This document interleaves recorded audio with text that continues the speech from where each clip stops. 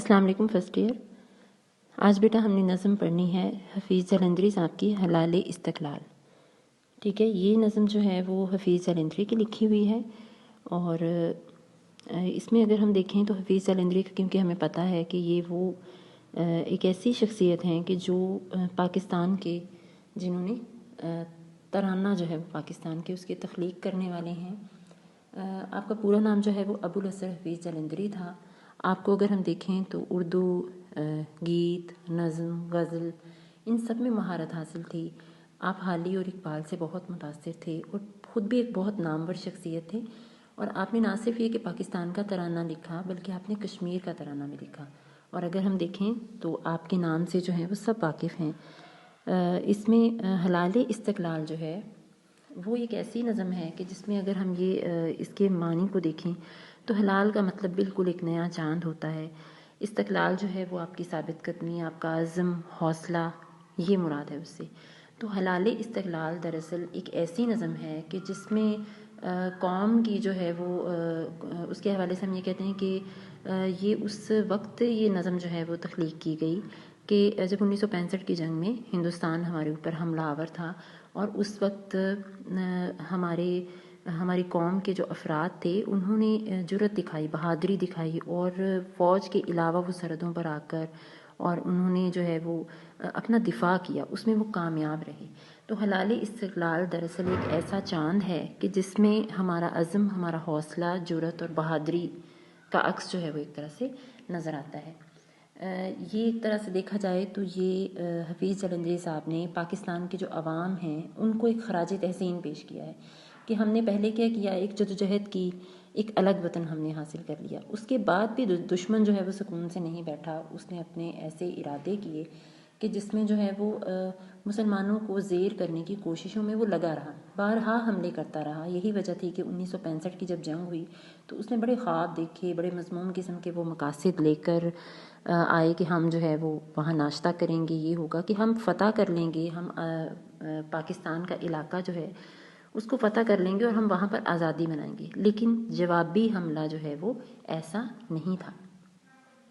تو اس نظم کے اندر اگر ہم دیکھیں تو 3 شہروں کے جو عوام ہیں، یعنی کہ 3 سرحدوں کے اوپر جو ہے وہ سیالکوٹ، سرگودا اور لاہور کے جو عوام تھے، انہوں نے اگر ہم دیکھیں تو انہوں نے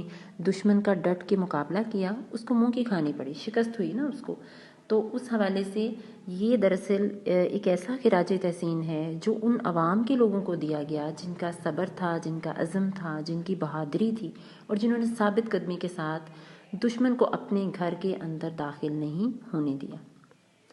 یہ وہ پرچم ہے جو کہ حلال استقلال کا ہے کہ جس کو اگر ہم دیکھیں تو یہ ان عوام کو خراج تحسین پیش کرنے کے لیے حکومت کی طرف سے دیا گیا تھا۔ تو یہ وہ پرچم ہے جو کہ حلال استقلال ہے۔ اب آ جاتے ہیں اس کی تشریح کی طرف۔ تو سب سے پہلا شعر، یہ استقلال کا پرچم ہے، استحکام کا پرچم، شہیدوں غازیوں کے ہاتھ سے انعام کا پرچم۔ اب اس میں اگر ہم دیکھیں تو حفیظ جلندری صاحب جو ہیں ان کی شاعری کے اندر ہمیں ایک اثر نظر آتا ہے، ایک اثر آفرینی ہے۔ تو کیونکہ اس نظم میں ہمیں ایک جوش و جذبہ نظر آتا ہے، اس کے اندر ہمیں ملی جذبات نظر آتے ہیں، وطن سے محبت نظر آتی ہے۔ تو وہ یہ کہتے ہیں کہ یہ پرچم جو کہ ہماری ثابت قدمی کا پرچم ہے، جو استقلال کا پرچم ہے، یہ دراصل کیونکہ پرچم تو ہے ہی، ہر ملک کا پرچم ہوتا ہے، پرچم کسی بھی قوم کی کوشش، اس کی جدوجہد کی داستان ہوتی ہے۔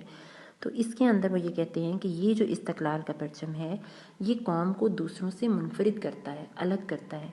اور یہ ہماری مضبوطی ہے۔ اگر ہم ہیں تو ہمارا پرچم ہے، ہمارا استحکام ہے تو ہمارا پرچم کا استحکام ہے۔ تو یہ اتنی آسانی سے ہمیں حاصل نہیں ہوا۔ اس میں اگر ہم دیکھیں تو اس کے اندر جو ہے وہ یہ کہتے ہیں کہ اگر ہم دیکھیں تو ہمارا جو مذہب ہے اس کے اندر جہاد کا ایک مقصد ہے۔ ہم نے بہت زیادہ قربانیاں دے کر اپنا وطن حاصل کیا، اس میں شہداء نے اپنی زندگیاں قربان کی، شہادت پائی، جہاد کیا، اور کبھی بھی ایک مسلمان جو ہے وہ اگر ہم دیکھیں تو حق و باطل کی جنگ میں جو ہے وہ کبھی بھی وہ باطل کا ساتھ نہیں دیتا۔ ایک سچا مومن ہمیشہ حق کی سربلندی کی خاطر لڑتا ہے اور اسی کی خاطر اپنی زندگی کو قربان کر دیتا ہے، بلکہ وہ شہادت کی خواہش کرتا ہے۔ تو وہ یہ کہتا ہے کہ یہ جو پرچم آج ہماری سلامتی کا ہے،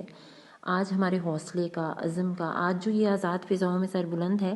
تو اس کے اندر جو ہے وہ شہداء کی خون ہے، اس کے اندر غازیوں کی کوششیں ہیں، ان کی محنت ہے،